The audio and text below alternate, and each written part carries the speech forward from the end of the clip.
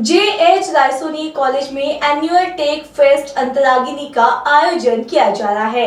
इसमें हर साल की तरह इस साल भी इस कार्यक्रम में डांस, सिंगिंग और कई कार्यक्रम रखे गए हैं। एनुअल टेक फेस्ट 2023 इस साल भी होने जा रहा है। अंतराग्नि है, इसका जो थीम है वो कार्निवल और टेकटून करके है।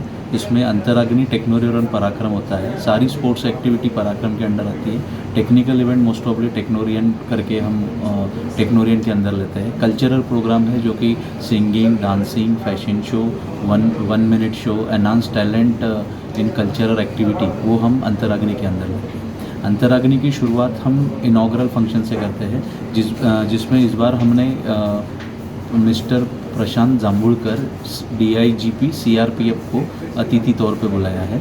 हम अभिवादन करते हैं श्री शिवाजी महाराज का, उनका पालकी से स्वागत करते हैं और वहाँ से हम हमारा इनॉग्रल फंक्शन स्टार्ट करते हैं। इंजीनियरिंग के सारे विद्यार्थी जो है हमारे, वो खुद गेटअप, शिवाजी महाराज के गेटअप में आके अभिवादन और कार्यक्रम करते हैं। हर साल हम शिवाजी महाराज का एक छोटा सा प्ले या एक्ट हम प्ले करते हैं। उसमें पिछले साल हमने जानता राजा करके ऐड किया था, इस बार हम पावन खिंड करके एक्ट लेके आ रहे हैं। इससे सारे बच्चों की engineering skill, technical skill as well as cultural skill जो है वो डेवलप होती है, एनहांस होती है। इस तरह से हम ये एनुअल टेक फेस्ट कंप्लीट करेंगे। रायसोनी कॉलेज ऑफ इंजीनियरिंग एक ऑटोनोमस कॉलेज है, सेंट्रल इंडिया में बहुत फेमस इंस्टीट्यूशन है जहाँ पर बहुत स्टूडेंट्स एडमिशन लेने की कोशिश करते हैं।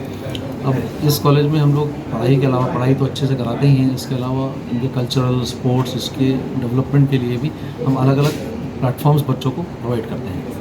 तो ये जो अंतराग्नि जो इवेंट है, इसमें 3 इवेंट्स होते हैं। एक टेक्निकल इवेंट होता है जिसको टेक्नोरियन बोलते हैं, एक स्पोर्ट्स इवेंट होता है जिसको पराक्रम बोलते हैं, और एक कल्चरल इवेंट होता है जिसको हम अंतराग्नि बेसिक बोला जाता है, कल्चरल इवेंट। तो ये तीनों इवेंट्स में सारे बच्चे, कॉलेज में जितने बच्चे पढ़ते हैं, 4-5 हज़ार बच्चे, सारे पार्टिसिपेट करते हैं अलग अलग इवेंट्स में।